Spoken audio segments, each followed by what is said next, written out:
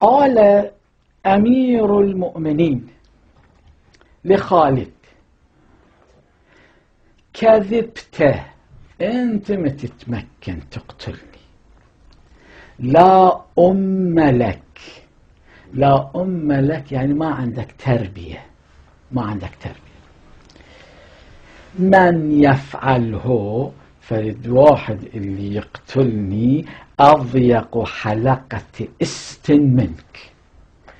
الاست في اللغة العربية الفصحى يعني الطيس.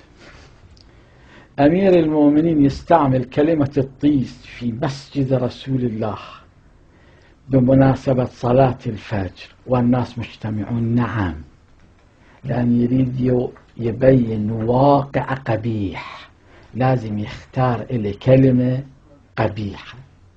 وتفصيل الجملة هكذا: أمير المؤمنين يريد يقول لي يا منيوك، ابن ملجم اللي يقتلني هم منيوك مثلك. أما المرات اللي الناس كانوا ينيتشوا بيها كانت أقل بالنسبة إليك. فهذا المطاط اللي حول دبرك أصلا هذا بعد مو مطاط من كثرة ما ناتشوك.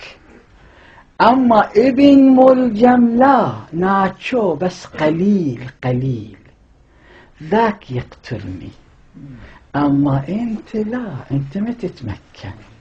أنت روح شوف علاج لطيزك حتى لا تضرط ضرطة منكرة في مجلس رسول الله.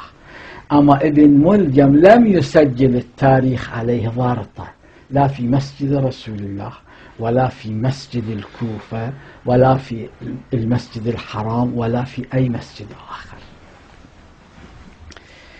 فقال أمير المؤمنين لخالد: كذبت، لا أم لك، من يفعله أضيق حلقة است منك.